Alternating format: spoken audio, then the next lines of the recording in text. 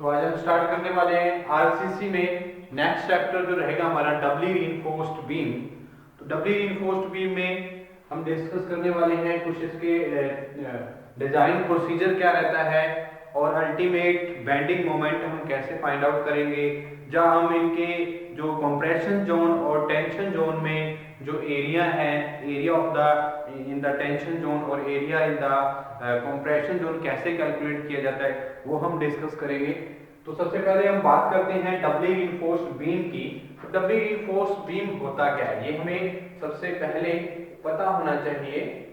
डबली reinforced beams, ठीक है जी। तो डबली रीइंफोर्स्ड बीम वो बीम होते हैं जिसमें reinforcement with tension and compression zone, जब हमारा जो बीम है वो कंप्रेशन और टेंशन जो दोनों में क्या हो, रीइंफोर्समेंट जब हम प्रोवाइड करते हैं तो उस तरह के बीम को हम डबली रीइंफोर्स्ड बीम बोलते हैं। जब ओनली ही टेंशन जोन में हम रीइंफोर्समेंट प्रोवाइड करते हैं तो उस तरह के बीम को हम singly reinforced beam name provide करते हैं। तो हमारा डबली रीइंफोर्स्ड बीम क्या होता है, the beam reinforced with both the beams reinforced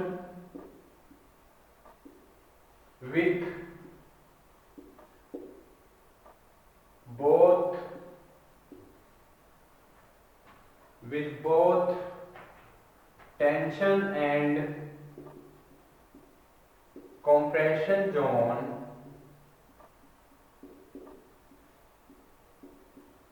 are known as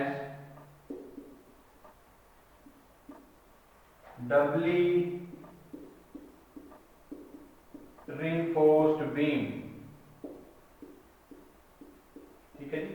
Dabali reinforced beams क्या होते हैं, जो हमारे बीम्स में दोनों टेंशन एंड कंप्रेशन जोन में हम रीइंफोर्समेंट प्रोवाइड करते हैं। तो सिंपल सी बात है डबली रीइंफोर्स्ड बीम में। ओके, तो अगर हम बात करें डबली रीइंफोर्स्ड में किस टाइप्स की प्रॉब्लम्स जो अगर होती हैं इस चैप्टर में, हम जो डील करते हैं किस तरह की प्रॉब्लम्स में को डील करते हैं। एक तो हमारी सबसे पहले हम बात करते हैं मोमेंट ऑफ रेजिस्टेंस की। तो moment of resistance given section का कोई मोमेंट ऑफ रेजिस्टेंस हमें फाइंड आउट करना होगा डबली रीइंफोर्स्ड बीम में। और दूसरी जो प्रॉब्लम आती है इसमें, to find the area of steel in tension and compression zone.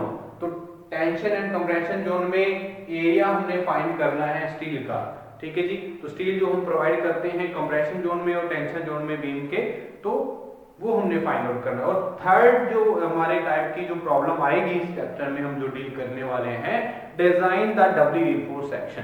तो डबली रीइंफोर्स्ड बीम सेक्शन को हमने, रेक्टेंगुलर बीम सेक्शन को हम डिजाइन करेंगे, उसका जो डिजाइन प्रोसीजर है वो भी देखेंगे क्या रहता है, ठीक है जी। तो सबसे पहले मैं बात कर रहा था टाइप्स ऑफ प्रॉब्लम की।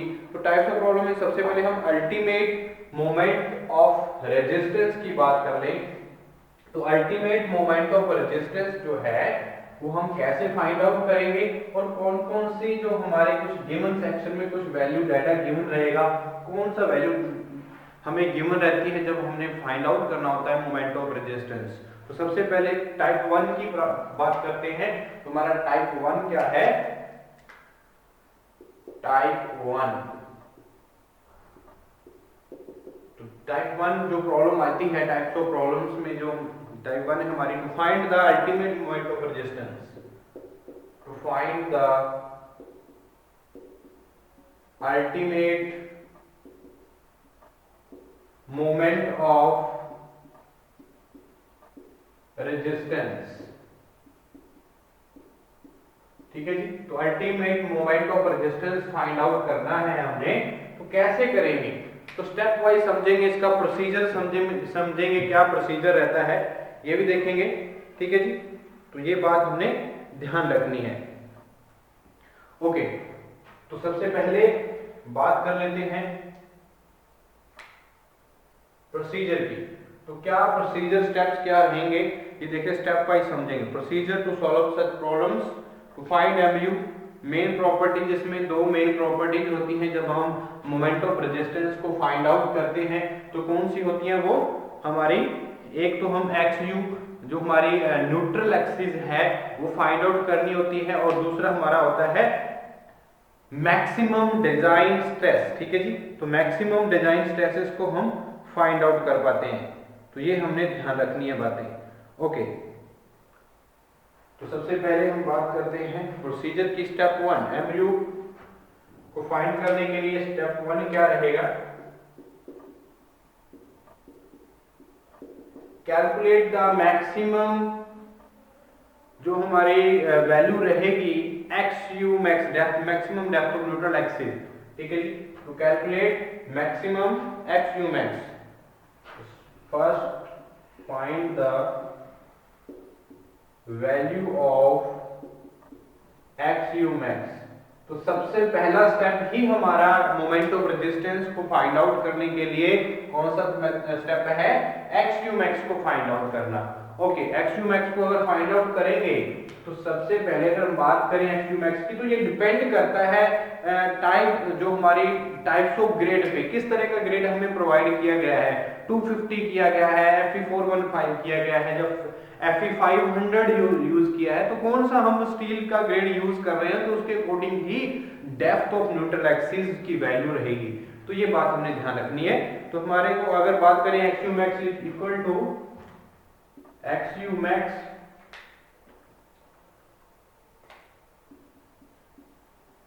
Is equal to 0.53 into D.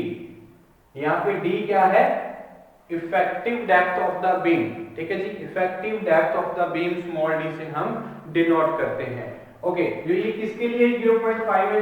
ये हमारा है फॉर Fe250। अगर हमारे पास स्टील की ग्रेड जो है 250 दी हुई है, तो हम x U max find out करने के लिए ये रिलेशन यूज करेंगे 0.53 इंटू डी। और अगर हम नेक्स्ट की बात करें तो एक्स यू मैक्स की वैल्यू जो है 0.48 इंटू डी। तो डी हमारा क्या है यहाँ पे? Effective depth of the beam. तो ये किसके लिए है? अगर हमारे पास ग्रेड गिवन है Fe415, तो हम क्या करेंगे?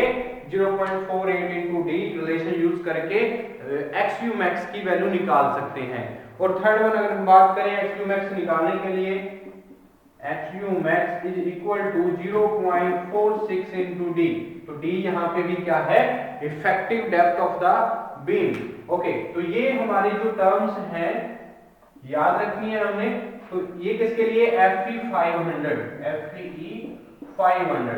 तो HYSD स्टील है ये हमारा, तो HYSD स्टील, और ये हमारा होता है माइल्ड स्टील। तो माइल्ड स्टील के लिए वैल्यू क्या रहेगी जब हम फाइंड आउट करेंगे एक्स यू मैक्स की? तो ये तीनों टर्म्स हमने याद रखनी है। हर एक क्वेश्चन में अगर हमारे को moment of resistance find out करना है, तो उसकी क्वेश्चन की लैंग्वेज से हम अंदाजा लगा सकते हैं कि क्या चीज पूछी जा रही है। ओके, तो ये हमारा फर्स्टली स्टेप रहेगा। अगर हमारे पास यहाँ पे बात आती है स्टेप 2 में, हम वैल्यू फाइंड करते हैं FSC। FSC का यहाँ पे मतलब है जो हमारी मैक्सिमम डिजाइन स्ट्रेस है। तो मैक्सिमम डिजाइन स्ट्रेस जो हमने फाइंड आउट करनी है वो दो तरीके से हम फाइंड आउट करेंगे। अगर हमारे पास, क्योंकि यहाँ पे या तो माइल्ड स्टील गिवन होगा या हमारे को HYSD बार्स गिवन होंगे। अगर हमारे पास high yield strength deform bars given है, तो उसके लिए हम अलग तरीके से जो हमारी जो वैल्यू है मैक्सिमम डिजाइन स्ट्रेस की, वो अलग तरीके से निकलेगी। अगर हमारे पास माइल्ड स्टील गिवन है तो वो अलग तरीके से निकलेगी। दोनों तरीके हम समझते हैं कैसे होंगे। ओके, तो सबसे पहले हम स्टेप 2 की ओर बढ़ेंगे। तो सबसे पहले हमें पता होना चाहिए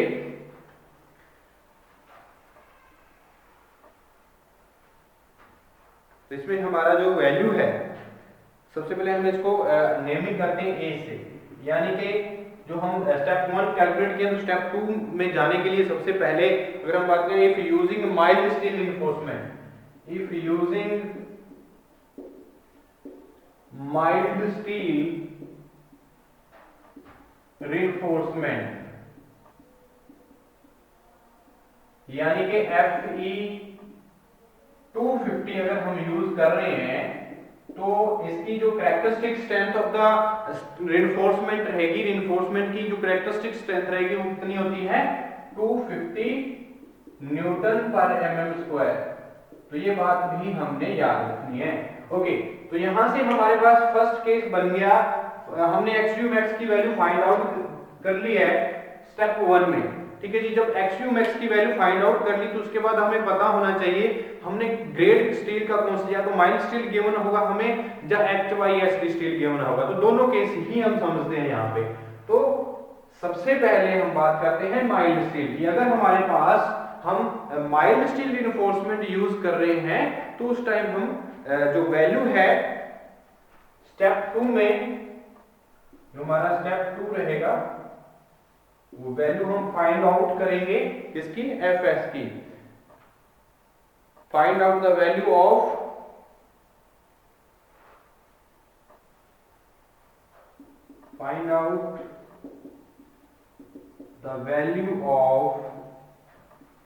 FSC।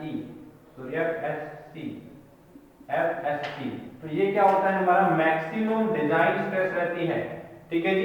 FSC ये आपको जो हमने डिनोट किया है FSC से, तो ये हमारा क्या है, मैक्सिमम डिजाइन स्ट्रेस। तो ये हमें IS कोड 456-2000 में डायरेक्टली जो टेबल बना हुआ है वहां पे भी हम डायरेक्टली कलेक्ट कर सकते हैं जो डिजाइन स्ट्रेस की जो वैल्यू आएगी मैक्सिमम डिजाइन स्ट्रेस की, ठीक है जी। तो वो हम अपने हिसाब से भी इसको क्या कर सकते हैं, कैलकुलेशन करेंगे इनकी, जो देखिए कैसे होगी। FSC in terms of XU, यहाँ पे बात ध्यान रखनी है, इन टर्म्स ऑफ XU। तो XU की टर्म्स में हमने फाइंड आउट करनी है जब हम माइल्ड स्टील यूज कर रहे हैं। तो यहाँ पे XU हमने मैंने यूज किया, तो क्या है ये, डेप्थ ऑफ न्यूट्रल एक्सिस, ठीक है जी। तो डेप्थ ऑफ न्यूट्रल एक्सिस, तो जब हम कंपैरिजन करेंगे नेक्स्ट स्टेप में भी वो भी देखेंगे XU और XU मैक्स का कंपैरिजन क्या है वो भी देखेंगे। ओके, तो यहाँ पे सबसे पहले स्टेप 2 में हमने क्या किया, FSC को हमने फाइंड आउट करना है। तो FSC क्या है यहाँ पे, मैक्सिमम डिजाइन स्ट्रेस। तो ये भी हम जान लें, मैक्सिमम डिजाइन स्ट्रेस, तो ये न्यूटन पर mm² में होती है, ये भी बात ध्यान रखिए, इसको ये डायमेंशन रहती है न्यूटन पर mm²। ओके, तो आगे जो हमारी FSC की निकालने के लिए अगर हम रिलेशन यूज करें तो क्या होगा, ES इनटू स्ट्रेन, जो कंप्रेशन साइड पे जो स्ट्रेन रहती है हमारी, तो ये हमें रिलेशन याद रखना है जब हम फाइंड आउट कर रहे हैं मैक्सिमम डिजाइन स्ट्रेस को, ठीक है जी। तो maximum design stress find out करने के लिए हमें क्या है, मॉडल्स ऑफ इलास्टिसिटी पे डिपेंड्स करते हैं, और हमारे स्ट्रेन जो इन द कंप्रेशन जोन, जो कंप्रेशन फाइबर पे जो स्ट्रेन रहती है उस पे डिपेंड करते हैं हमारी क्या, जो मैक्सिमम डिजाइन स्ट्रेस है। तो ये हमारा क्या है, यंग्स मॉडल्स ऑफ इलास्टिसिटी। ये क्या है, हमारी models of elasticity, models of elasticity. तो मॉडल्स ऑफ इलास्टिसिटी की वैल्यू क्या रहती है, जो स्टैंडर्ड वैल्यू रहती है हमारी 2 × 10⁵, जो ES की जो वैल्यू रहेगी ये ध्यान रखनी है हमने,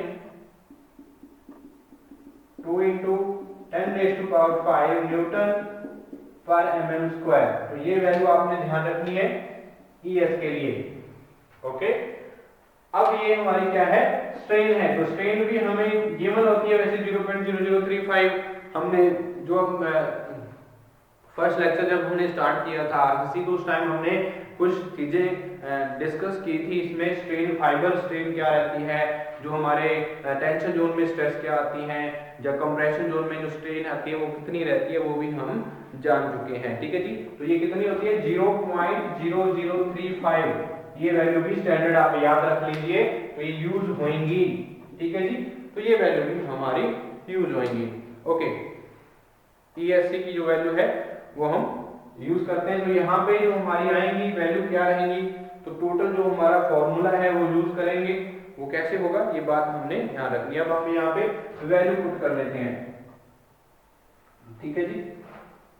अगर ES की वैल्यू है हमारे पास, तो FS की वैल्यू हम डायरेक्ट फाइंड आउट, इसको हम क्या करेंगे, FSC इक्वल टू, तो हमारे पास मॉडल्स ऑफ इलास्टिसिटी की वैल्यू कितनी है स्टील के लिए, 2 × 10⁵ into strain in compression side तो हमारे क्या है 0.0035 और टोटल जो हमारी रहेगी एस की वैल्यू 1 माइनस, क्योंकि हमने in terms of XU find out करनी है। ये याद रखना आप बात, यहाँ पे इन टर्म्स ऑफ XU ये मैंने डायरेक्ट में एक लाइन लिखी है, तो ये लाइन का एक बहुत बड़ा महत्व है यहाँ पे, ठीक है जी। तो यहाँ पे इन टर्म्स ऑफ XU हमने फाइंड करना है, तो XU का होना बहुत जरूरी है यहाँ पे 1 minus D dash by XU।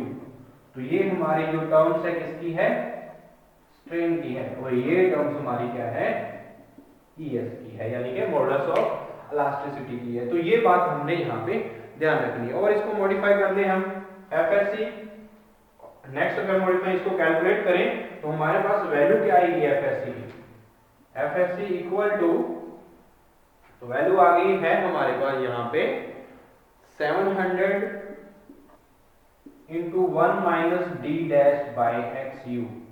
तो ये रिलेशन हमने मॉडिफाई कर लिया है, ये देखिए। तो ये हम यूज करेंगे जब हमें माइल्ड स्टील रिइंफोर्समेंट प्रोवाइड करने के लिए बोला गया है, ओके। तो वहां पे हम FSC अगर हमने मैक्सिमम डिजाइन स्ट्रेस निकालना चाहते हैं तो इस रिलेशन से हम निकाल सकते हैं, ओके। तो यहाँ पे डी डैश क्या है ये बात आपको पता होना चाहिए, effective cover to compression steel. यहाँ पे डी डैश क्या है, इफेक्टिव कवर है, effective cover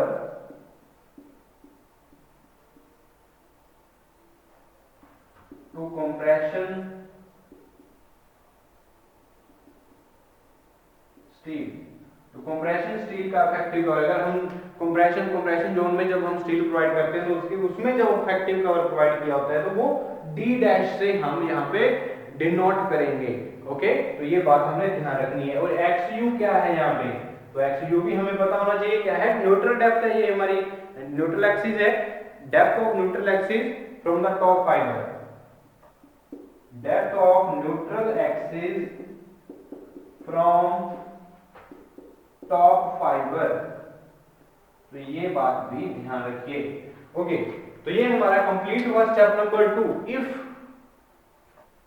the value, if the mild steel reinforcement is given, ठीक है जी, then we find out the value of the FSC, use this equation, okay.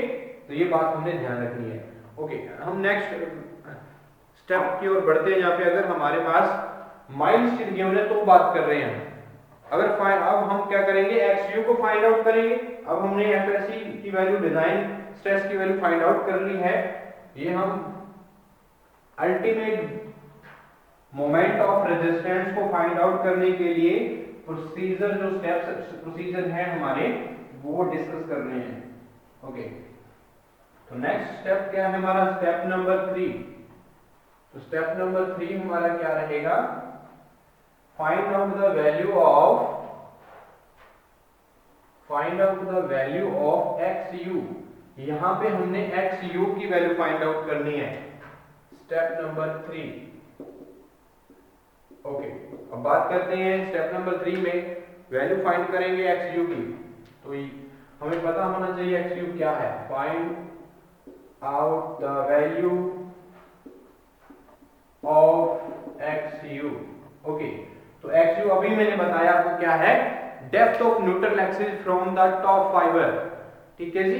तो अब XU निकालना है तो हमारे पास सीधी सी बात है, यहाँ पे क्या है, हम क्या करेंगे, compression is equal to tension zone रख लेते हैं। एक बीम का कंप्रेशन साइड होती है, टेंशन साइड होती है, ओके। तो दोनों को इक्वल रख लेते हैं। तो टेंशन साइड में जो स्ट्रेसेस आएंगी वो देख लेते हैं हम। यहाँ पे इक्विलिब्रियम कंडीशन हमने लिमिट स्टेट ऑफ कोलैप्स, क्योंकि हम लिमिट स्टेट मेथड के अकॉर्डिंग ही सारे ये डिजाइन देख रहे हैं, ओके। तो लिमिट स्टेट ऑफ कोलैप्स के अकॉर्डिंग हम यहाँ पे इक्विलिब्रियम कंडीशन रख ली है, ओके। तो यहाँ पे इक्विलिब्रियम कंडीशन में ये क्या है, अगर हम देखें कंप्रेशन साइड में कौन सी फोर्सेस लगी है, 0.36 FCK B into XU, ठीक है जी, प्लस जो एरिया ऑफ स्टील है हमारे पास क्या है, area of steel in compression, compression में प्लस वो आएगा ना हमारी कंक्रीट की, तो हमारे क्या characteristic strength of the concrete, B क्या width of the beam, X क्या depth of the neutral axis from the top fibre, और एएससी क्या है हमारे पास area of the steel in compression. Okay, और हमारे पास क्या है डिजाइन स्ट्रेस एफएससी यूज करेंगे, मैक्सिमम डिजाइन स्ट्रेस। ये सारा हमारा क्या है कंप्रेशन साइड की वैल्यू आएगी इक्वल टू टेंशन जोन। तो टेंशन जोन की ओर देखें तो हमारे पास टेंसाइल स्ट्रेसेस में भी हमने रिइंफोर्समेंट प्रोवाइड किया, तो वहां पे भी हमारी क्या आएंगी वैल्यूज आएंगी। तो क्या है 0.87 FY AST। यहां पे मैंने यहां पे देखो क्या यूज किया, यहां पे FY क्या है हमारे पास कैरेक्टरिस्टिक स्ट्रेंथ फॉर रिइंफोर्समेंट, और AST क्या है area of the steel in tension. तो टेंशन में जो हमने टेंसाइल रिइंफोर्समेंट का एरिया रहेगा वो हमने यहाँ पे डिस्कस किया। तो ये रिलेशन हमें याद रखना है यहाँ पे। तो इस रिलेशन से हम XU की वैल्यू फाइंड आउट कर सकते हैं, depth of the neutral axis की वैल्यू फाइंड आउट की जा सकती है। ओके, तो देखिए यहाँ पे हम वैल्यू को इक्वेट करेंगे, तो यहाँ से XU की वैल्यू हम फाइंड आउट कर लेंगे। तो XU अगर हम यहाँ से XU इधर लेके आएंगे तो वैल्यू हमारी फाइंड आउट हो जाएगी। तो इस रिलेशन को याद रखना है। तो इस रिलेशन को याद रखने के लिए हम एक बात यहाँ पे और फाइंड आउट होती है, जहाँ पे हम जैसे अगर बात करें XU जब हम यहाँ से फाइंड आउट कर लेंगे तो XU और XU मैक्स का कंपैरिजन करना बहुत जरूरी है। ठीक है जी, तो यहाँ पे दो कुछ कंडीशंस हैं वो हमें पता होनी चाहिए। तो क्या कंडीशन है? ओके,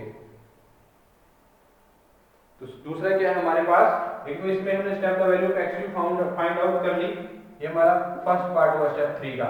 अगर हम सेकंड पार्ट की ओर बढ़े तो हमने XU यहाँ पे फाइंड आउट होगा, क्योंकि ये अननोन रहेगा, ये हमें सारी वैल्यू नोन है। ठीक है जी, तो यहाँ ये नोन रहेगी और अननोन XU रहेगा, तो यहाँ से हम निकाल लेंगे इसकी वैल्यू। ओके, और दूसरा पार्ट अगर हम स्टेप नंबर 3 में देखें तो हम इन जो XU की वैल्यू निकली है और XU मैक्स हमने फर्स्ट स्टेप में क्या कैलकुलेट किया है, तो उसका कंपैरिजन करना जरूरी है। ओके, तो यहाँ पे कंपैरिजन करेंगे, इफ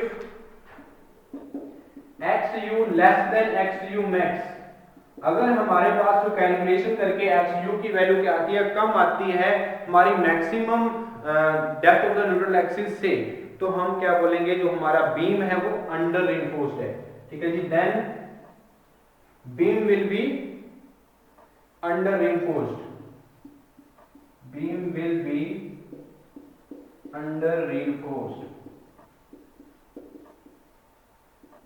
ओके, तो ये बात ध्यान रखनी है हमें। और दूसरी कंडीशन क्या रहेगी, if XU greater than XU max, XU greater than XU max, तो यहां से डेप्थ ऑफ न्यूट्रल एक्सिस की value maximum depth of neutral axis से भी एक्सीड कर जाए, तो क्या होगा, जो हमारा बीम है वो क्या रहेगा, ओवर रिइंफोर्स्ड रहेगा। ठीक है जी, then beam will be over reinforced. ठीक है जी, तो हम बीम को रीडिजाइन करेंगे वैल्यू। ओके, अगर हमारे पास XU की वैल्यू XU मैक्स के इक्वल रहती है तो बीम जो है हमारा बैलेंस सेक्शन मानते हैं हम। ठीक है जी, तो क्या क्या है वो बैलेंस सेक्शन है। ओके, तो अगर हमारे पास XU की value less than XU max रहती है तो हम जो वैल्यू अगर फर्दर कैलकुलेशन, क्योंकि हम फर्दर अंडर रिइंफोर्स्ड सेक्शन आएगा तो अंडर रिइंफोर्स्ड सेक्शन में हम फर्दर स्टेप की ओर बढ़ेंगे। ठीक है जी, अगर हमारे पास XU की वैल्यू जो है वो बीम ओवर रिइंफोर्स्ड आती है तो फर्दर कैलकुलेशन के ओवर नहीं बढ़ सकते। ठीक है जी, अगर हम करना भी चाहते हैं फर्दर और जो चेकिंग करना चाहते हैं डिजाइन स्टेप्स की, तो हम XU की वैल्यू ही लेके चलेंगे, XU मैक्स की वैल्यू हम नहीं लेंगे। ओके, तो ये बात हमने ध्यान रखनी है। तो यहाँ पे if XU less than XU max, then further जो हमारे वैल्यू रहेंगी फर्दर कैलकुलेशन रहेंगी तो उसमें हम XU की वैल्यू क्या करेंगे, यूज करेंगे। ठीक है जी, तो XU वैल्यू आगे फर्दर कैलकुलेशन के लिए, फर्दर स्टेप्स के कैलकुलेशन के लिए जो वैल्यू यूज करेंगे XU की वैल्यू यूज करेंगे। तो ये बात हमने ध्यान रखनी है। ओके, उसके बाद बात करें XU greater than XU max, then the take the value XU equal to XU max for calculation. तो हम क्या करेंगे, XU की वैल्यू जो रहेगी तो भी हम XU मैक्स के इक्वल ही लेके चलेंगे। ठीक है जी, if XU max greater than XU then XU equal to XU max for calculation. Okay, तो ये बात हमने ध्यान रखनी है। ओके, अब स्टेप नंबर 4 की ओर बढ़ते हैं हम। तो हमारा स्टेप नंबर 4 क्या रहेगा ये भी देखते हैं।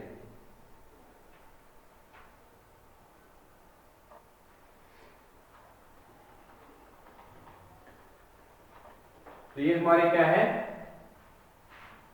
डबली रिइंफोर्स्ड बीम जब हमारे को माइल्ड स्टील रिइंफोर्समेंट करने के लिए बोला जाए तो हमने सबसे पहले मैक्सिमम डिजाइन स्ट्रेसेस को फाइंड आउट करना है। तो हम जो नेक्स्ट हमारा स्टेप रहेंगे वो हम नेक्स्ट लेक्चर में डिस्कस करते हैं, ठीक है जी। तो नेक्स्ट लेक्चर जो रहेगा हमारा उसमें हम नेक्स्ट स्टेप जो आएंगे for finding the moment of ultimate moment of resistance, ठीक है जी। तो MU इसको हम डिनोट करते हैं MU से, ये बात ध्यान रखिए, MU से। ओके, तो नेक्स्ट सेक्शन में डिस्कस करते हैं हम।